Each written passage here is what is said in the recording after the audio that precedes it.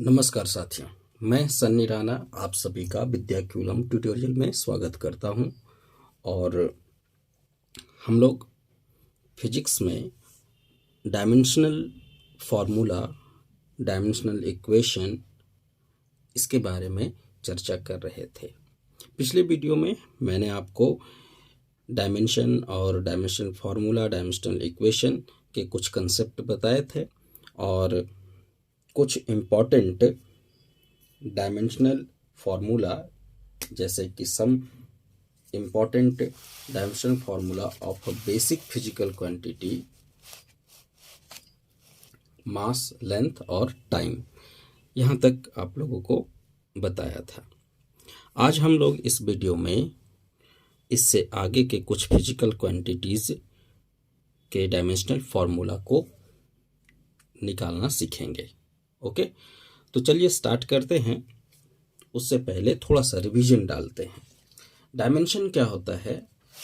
तो it is the power on basic physical quantity, that is mass, length and time, which is rise or decrease for derive the other physical quantity। जब हम fundamental physical quantity की मदद से दूसरे physical quantity को बनाते हैं या निकालते हैं तो हमें पावर को बढ़ाना या फिर पावर को घटाना पड़ता है। यानी कि फिजिकल क्वांटिटी को मल्टीप्लाई करना पड़ता है या फिर डिवाइड करना पड़ता है। पावर को rise, that means what, multiply, और पावर को घटाना, दैट मीन्स डिवाइड। ओके, तो हमें पावर को बढ़ाना या फिर घटाना पड़ता है। तो जो पावर होता है उस पावर को ही डायमेंशन कहा जाता है। ओके, यानी किसी भी फिजिकल क्वांटिटी में मास का क्या रेशियो है, लेंथ का क्या रेशियो है, टाइम कितना है, इसी की जानकारी हमको डायमेंशन से मिलता है। तो अगर x कोई फिजिकल क्वांटिटी है और हम उसे m to the power a, l to the power b, t to the power c लिखते हैं, तो यहाँ पर a, b और c ये डायमेंशन है मास के ऊपर, b डायमेंशन है लेंथ के ऊपर और t डायमेंशन है टाइम के ऊपर। तो कुल मिलाकर के ये जो बिग ब्रैकेट के अंदर लिखा हुआ पिक्चर दिख रहा है आपको, that is a formula and this is the dimensional formula of any physical quantity. Okay, अब एग्जाम्पल इसको हम देखते हैं। जैसे एरिया है, तो एरिया का जो फार्मूला होता है that is the length into breadth. Breadth एक प्रकार से लेंथ ही है, शॉर्टेस्ट लेंथ कह सकते हैं आप। ठीक है, अगर कोई आपके पास शेप में है कोई ऑब्जेक्ट तो उसमें साइड तो होंगे ही, लेंथ होते ब्रेथ होते हैं। ठीक है, तो लेंथ बेसिकली ब्रेथ से मैग्नीट्यूड में ज़्यादा होता है। So this is a physical quantity area and its actual formula is length into breadth, and length is the fundamental physical quantity and also breadth is a fundamental quantity, and after multiplying both you will get length to the power 2। okay, so in the terms of mass, length and time, यानी कि basic physical quantity के terms में हम area को कैसे लिख सकते हैं? चूंकि इस पे लेंथ का पावर है तो L2 लिख दिए, मास इसमें नहीं है तो m के ऊपर पावर नॉट लगा देंगे, और t है, t के ऊपर भी पावर नॉट लगा देंगे क्योंकि यहाँ पर टाइम नहीं है। यानी एरिया जो है मास और टाइम से इंडिपेंडेंट होता है, वो सिर्फ और सिर्फ लेंथ पे डिपेंड होता है। ओके, तो ये जो m नॉट, इसको पढ़ेंगे क्या, m not L2 t not, और अंडर बिग ब्रैकेट है, आप इसे सिर्फ L2 भी लिख सकते हैं। और यही जो फार्मूला है that formula is dimensional formula. Now, तो हमने पिछले क्लास में आप लोगों को ये बताया था कि मास का डायमेंशनल फार्मूला क्या होता है, m या फिर m1 लिख सकते हैं या फिर पूरी डिटेल में m1 L not t not लिख सकते हैं। ओके। इसी तरह से लेंथ के लिए आप L लिख सकते हैं या फिर L टू द पावर 1। अगर L लिखे हैं तो इसका मीन्स क्या है कि इस पर पावर कितना है, 1 है। सो आप पावर को 100 भी कर सकते हैं या फिर अगर नहीं भी करेंगे तो भी चलेगा, कोई दिक्कत नहीं है। या फिर आप तीनों फिजिकल क्वांटिटी, ये जो बेसिक फिजिकल क्वांटिटी उसके टर्म में भी लिख सकते हैं, m0, L1, T0। Okay. And time को भी आप इसी के रिस्पेक्ट में लिख सकते हैं। तो ये तीन जो थे फिजिकल क्वांटिटी, ये बेसिक फिजिकल क्वांटिटी हैं। आज हम लोग स्टार्ट करने वाले हैं इससे आगे, ठीक है। जैसा कि मैंने आपको बताया है पिछले कई वीडियो में कि जो फंडामेंटल फिजिकल क्वांटिटी हैं उनकी संख्या पहले 3 ही थी, लेकिन बाद में जैसे जैसे मनुष्य को लगा कि ये 3 से हमारा विज्ञान बहुत आगे नहीं जा सकता है, हमें हमारी जानकारी अधूरी लगेगी, ठीक है, तो उसमें कुछ और भी फिजिकल क्वांटिटीज़ को ऐड किया गया और वो physical quantity, fundamental physical quantity, वो 3 से बढ़ कर के इनकी संख्या 7 हो गई, ठीक है।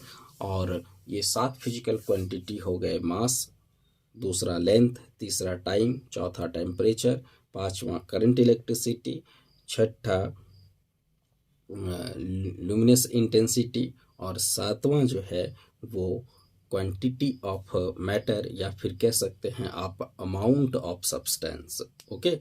तो कुल मिलाकर के ये 7 फिजिकल क्वांटिटी जो हैं उन्हें फंडामेंटल फिजिकल क्वांटिटी के अंडर रखा गया है। ये सब बातें हमने आपको पिछले वीडियो में ऑलरेडी बता चुका है। चलिए आज हम लोग डायमेंशन फार्मूला स्टार्ट करते हैं नंबर 4।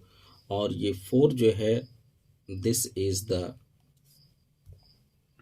टेम्परेचर।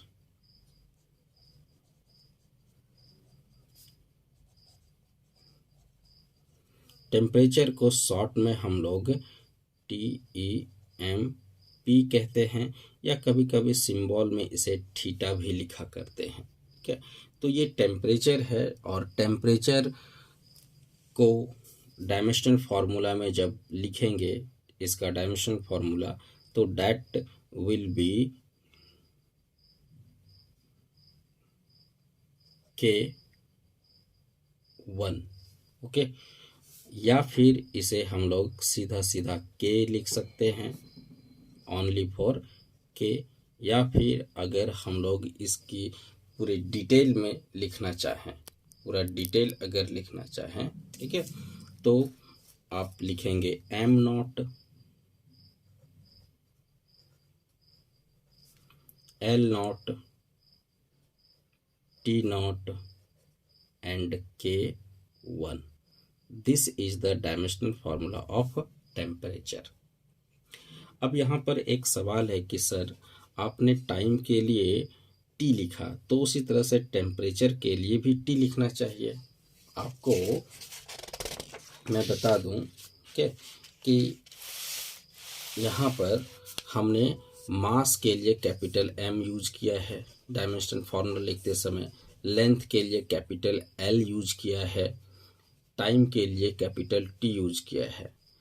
लेकिन टेम्परेचर के केस में हमने केल्विन को यूज कर लिया, केल्विन के सिंबल को यूज कर लिया, ठीक है। यहाँ पर मास का केजी होता है तो के को यूज नहीं किया गया, लेंथ का ऐसा यूनिट मीटर होता है तो एम को यूज नहीं किया गया, टाइम का ऐसा यूनिट सेकेंड होता है तो एस को यूज नहीं किया गया। यहाँ पर नेम के फर्स्ट लेटर को यूज किया गया है।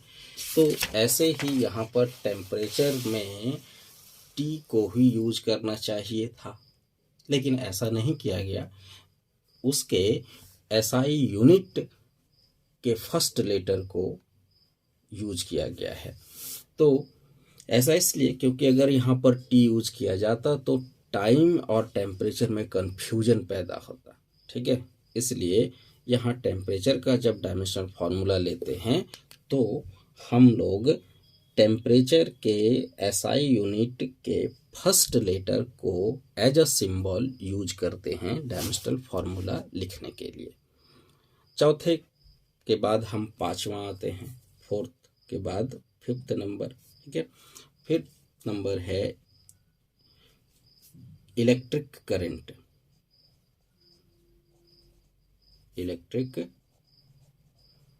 करंट, और इलेक्ट्रिक करंट का जो सिंबल होता है वो स्मॉल आई, और इलेक्ट्रिक करंट को हम लोग लिखा करते हैं एम्पियर A1, या फिर इसे सीधा सीधा लिखेंगे A, या फिर मास के टर्म में तो M not, L not, T not, और K नहीं है तो यहाँ पर आप K नॉट भी लिख सकते हैं, और A1, this is the ampere, this is dimensional formula of electric current. यहाँ पर ध्यान रहे, फिर मैं बता रहा हूँ, इलेक्ट्रिक करंट का लिख रहा हूँ तो सिंबल के लिए यहाँ पर ई लिखना चाहिए, लेकिन ऐसा नहीं, इसके SI यूनिट के फर्स्ट लेटर को यूज कर लिया गया है। ओके, तो थर्ड के बाद यानी जो बेसिक फिजिकल क्वांटिटी है उसके बाद से जितने भी फंडामेंटल फिजिकल क्वांटिटी में ऐड किए गए उन सभी के जो डायमेंशन फार्मूला लिखा जाता है उसमें उनके नेम के फर्स्ट लेटर को नहीं बल्कि उन फिजिकल क्वांटिटी के SI यूनिट का फर्स्ट लेटर को यूज किया जाता है। ओके, सो टेम्परेचर के लिए यहाँ पर K1 हो गया, इलेक्ट्रिक करंट के लिए A1 हो गया। इसी तरह से 6th नंबर में आते हैं, और 6th नंबर जो है fundamental physical quantity, that is the luminous intensity, luminous intensity, और लुमिनस इंटेंसिटी को हम लोग कैपिटल I से रिप्रेजेंट करते हैं, और लुमिनस इंटेंसिटी का डायमेंशनल फार्मूला जो है इसके SI यूनिट से बनाते हैं, और इसका SI यूनिट होता है कैंडेला। ठीक है, आपको मैंने लिखाया था। ठीक है, तो कैंडेला यानी इसका जो सिंबल होगा वो C1 लिख सकते हैं आप, या फिर सीधा सीधा C लिख सकते हैं, या फिर M not, L not, T not और C1। ओके, अब इन सभी को लिखते चलोगे जिस तरह से यहाँ पर लिखा M not, L not, T not, K not, A not और C1 भी होगा, लेकिन वो फिर बढ़ता चला जाएगा। तो कोशिश करेंगे कि M, L, T शामिल हो। ठीक है, कम से कम ये 3 शामिल हों, क्योंकि ये बेसिक फिजिकल क्वांटिटी है। नंबर 6 के बाद हम लोग आते हैं dimensional formula amount of substance, amount of substance, या फिर इसी को कहा जाता है quantity of matter, quantity of matter. इसका जो डायमेंशनल फार्मूला होता है, ठीक है, that is the mole, amount of substance या क्वांटिटी ऑफ मैटर, ये जो है वो मोल में मेजर किया जाता है, इसका SI यूनिट मोल है। सो यहाँ पर हम लोग इसे क्या लिखेंगे, मोल 1, या फिर सीधा हम लोग मोल ही लिखेंगे। शॉर्ट में MOL लिखते हैं, फुल में MOLE, ये भी दे सकते हैं, कोई दिक्कत नहीं है। या फिर हम लोग लिखेंगे M not, L not, T not और मोल पर पावर 1। ठीक है, और इसे बिग ब्रैकेट के अंदर लिखेंगे। याद रहे डायमेंशनल फार्मूला हमेशा ही अंडर बिग ब्रैकेट ही लिखा जाता है। ठीक है, अगर आपने सब चीज़ लिखा, M नॉट लिखा, L नॉट लिखा, T नॉट लिखा, मोल पर पावर 1 लिखा, लेकिन बिग ब्रैकेट नहीं लगाया, तो आपका डायमेंशनल फार्मूला लिखना गलत माना जाएगा। ओके, सो बिग ब्रैकेट का बहुत बड़ा रोल है। ठीक है, ये इस डायमेंशनल फार्मूला की पहचान है ना। तो यहाँ तक जो है हमने फिजिकल क्वांटिटी जो कि फंडामेंटल फिजिकल क्वांटिटी है। ठीक है, 7 फंडामेंटल फिजिकल क्वांटिटी के डायमेंशन फार्मूला को हमने आपको एक्सप्लेन किया। अब यहाँ के बाद जो हम लोग डायमेंशनल फार्मूला सीखेंगे वो डायमेंशनल फार्मूला एक्चुअली में इन सभी 7 फिजिकल क्वांटिटीज़ के आधार पर डिराइव किए गए फार्मूलाज होंगे। यानी अब इन्हीं 7 डायमेंशनल फार्मूला की मदद से हम लोग, तो अब हम लोग स्टार्ट करते हैं डायमेंशनल फार्मूला कुछ डिराइव्ड फिजिकल क्वांटिटी के। Okay, so here some important dimensional formula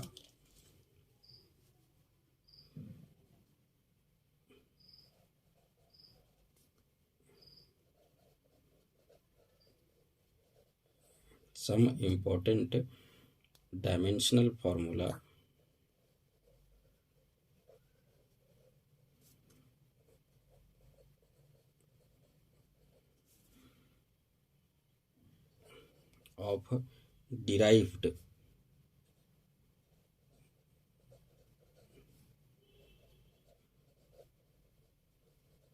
physical quantities. और जैसा कि आपको पता है कि जो डिराइव्ड फिजिकल क्वांटिटी होते हैं उनकी संख्या अनगिनत है, इनफाइनाइट है।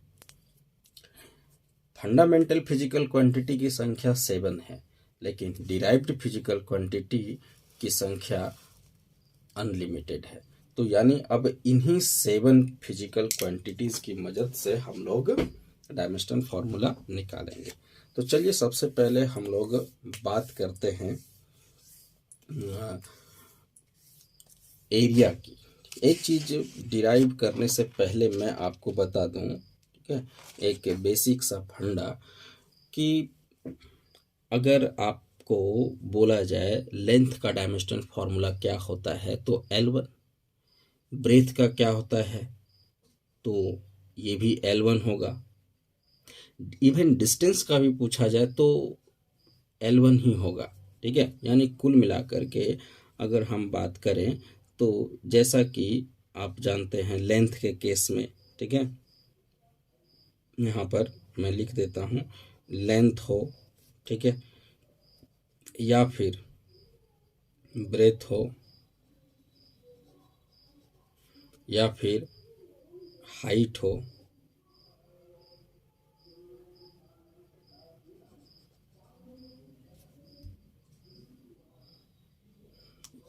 या फिर डेप्थ हो,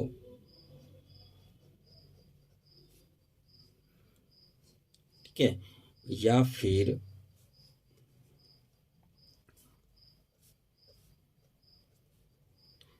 डिस्टेंस हो,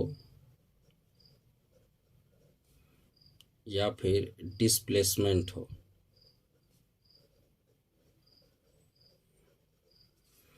इन सभी का डायमेंशनल फार्मूला जो है वो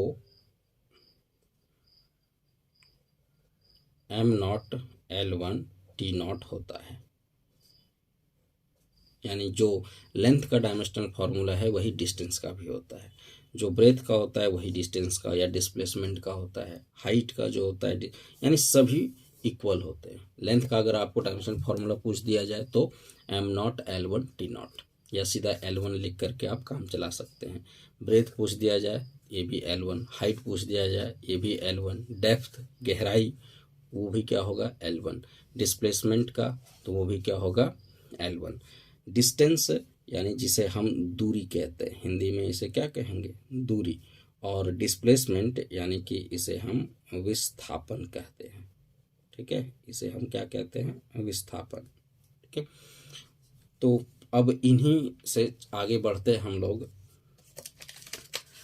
7 हम लोग फंडामेंटल फिजिकल क्वांटिटी का देख चुके हैं। अब डिराइव्ड फिजिकल क्वांटिटी में आते हैं और स्टार्ट करते हैं 8 नंबर। ठीक है, 8 नंबर जो है फिजिकल क्वांटिटी वो मैं निकालता हूँ एरिया का। एरिया जिसे हम स्मॉल ए या कैपिटल ए से भी रिप्रेजेंट करते हैं। ओके, और इस एरिया का जो एक्चुअल फार्मूला होता है that is the length into breath, और लेंथ का जो डायमेंशनल फार्मूला होता है वो m0 L1 T0, ये हो गया। ब्रेथ का भी डायमेंशनल फार्मूला यही होगा m0 L1 T0। तो अब यहाँ पर हम लोग क्या देखेंगे, आपको एक छोटा सा आइडेंटिटी यूज करना है मैथमेटिक्स का।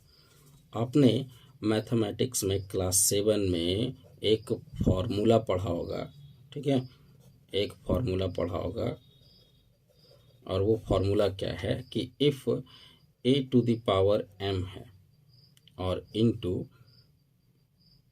a⁴n है, तो गुना में जब हो कोई क्वांटिटी जिसमें बेस सेम हो और पावर अलग अलग है, तो उस क्वांटिटी के पावर जो होते हैं वो जुड़ जाते हैं। और इसी का उल्टा यदि a⁴m हो और यहाँ डिवाइड हो और a⁴n हो, तो डिवीजन में क्वांटिटी के ऊपर जो पावर होता है वो घट जाता है, m-n, ठीक है, ये पावर क्या हो जाएगा, घट जाएगा। क्लियर। तो ये एक छोटा सा यहाँ फॉर्मूला है जिसको आपको यूज होगा पल पल, ठीक है, बहुत बार यूज होगा। अब चलिए से देखिए, m के ऊपर पावर नॉट है, यहाँ पर भी m के ऊपर पावर नॉट है, तो सेम क्वांटिटी है, मास मास, तो इसके ऊपर पावर क्या होगा, जुड़ जाएगा, क्योंकि इनके बीच में मल्टीप्लिकेशन है। इसलिए यहाँ पर पावर जुटने के बाद क्या हो जाएगा, 0 + 0। L के ऊपर भी पावर क्या हो जाएगा, 1 + 1, और T के ऊपर भी पावर क्या हो जाएगा, 0 + 0, और ये बिग ब्रैकेट को भूलना नहीं है, ठीक है। फिर हम आगे इसको अब सॉल्व कर लेंगे, तो ये हो जाएगा m⁴0, L⁴2 और T⁴0, और फिर ये बिग ब्रैकेट हो गया। तो इस तरह से एरिया का जो डायमेंशनल फार्मूला आ गया वो m0 L2 T0। पढ़ना क्या है, m0 L2 T0, और इसे हम बिग ब्रैकेट के अंदर ही रखेंगे, कितना भी जल्दबाजी क्यों ना हो, ठीक है। आप जो है ये बिग ब्रैकेट को देना नहीं भूलें, ठीक है। आप m0 लिखना भूल जाएं, T0 लिखना भूल जाएं, सिर्फ L2 लिख करके ऐसे आ जाएं, ये सही है। लेकिन अगर आप m0 L2 T0 लिख दिए, बिग ब्रैकेट नहीं लिखे, तो ये गलत हो जाएगा, ओके। इसलिए आपको कितना भी जल्दबाजी हो, ठीक है, आप नॉट वाले क्वांटिटी को नहीं लिखे तो चल जाएगा, लेकिन बिग ब्रैकेट को अगर आपने नहीं लिखा तो डायमेंशनल फार्मूला लिखना गलत हो जाएगा, ठीक है। तो चलिए अब हम लोग आते हैं क्वेश्चन 8 के बाद 9 में। 9 हम लोग इसी से रिलेटेड वॉल्यूम लेते हैं, और जैसा कि वॉल्यूम का जो फॉर्मूला होता है वो length into breath into height,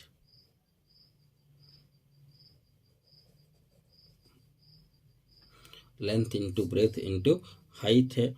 और यहाँ पर हम लोग लेंथ का dimensional formula m0 L1 T0, फिर ब्रेथ का जो डायमेंशनल फार्मूला होगा वो m0 L1 T0, हाइट का भी डायमेंशनल फार्मूला क्या हो जाएगा, m0 L1 T0, ठीक है।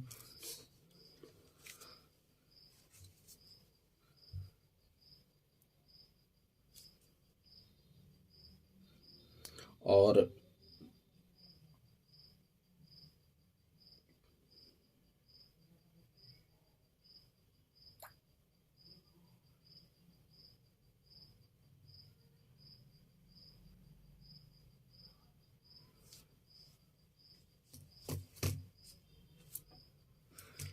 तो यहाँ पर जो है फिर से सारे के पावर सेम है, एम का पावर, यहाँ पर भी एम का पावर, यहाँ पर भी एम का पावर, बेस सेम है, पावर जुड़ जाएगा तो क्या हो जाएगा 0 + 0 + 0 0। एल के ऊपर पावर कितना हो जाएगा 1 + 1 2 और +1 3, ये हो जाएगा L3। और टी के ऊपर पावर 0 + 0 + 0 यानी 0। सो डायमेंशनल फार्मूला ऑफ वॉल्यूम क्या हो जाएगा m0 L3T0। ओके, 9 के बाद हम लोग आगे बढ़ते हैं और 10 नंबर, दिस इज द 10। और 10 जो है वॉल्यूम के बाद हम लोग आते हैं स्पीड।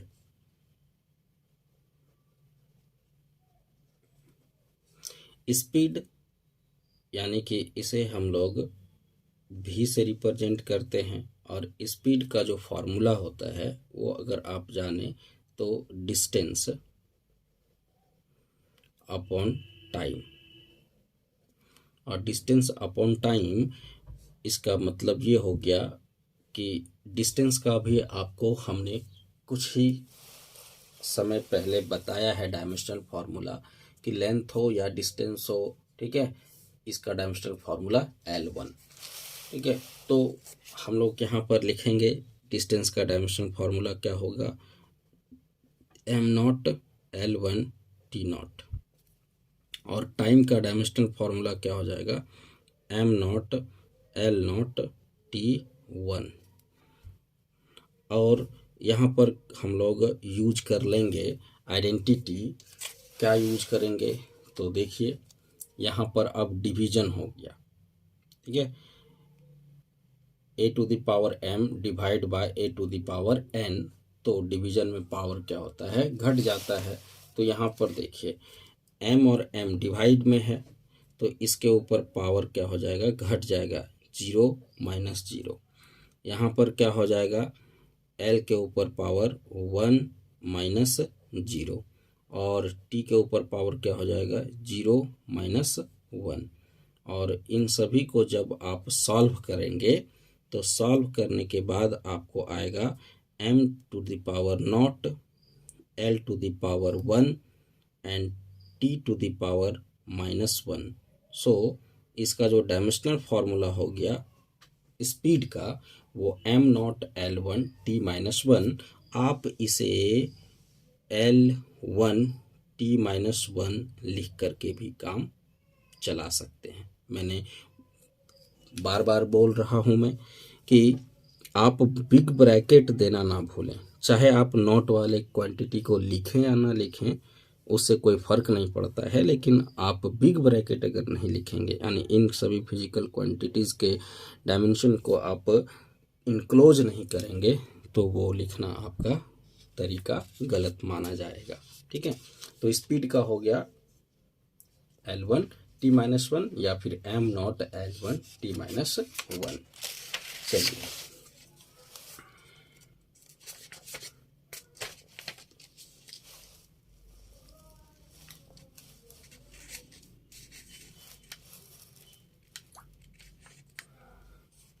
तो एक बार फिर से हम लोग देख लेते हैं यहाँ पर। ठीक है, ये डिराइव्ड फिजिकल क्वांटिटी का हमने अभी 3 बताया है। पहला एरिया का dimensional formula m0 L2 T0। और 9 नंबर जो है वॉल्यूम का m0 L3 T0।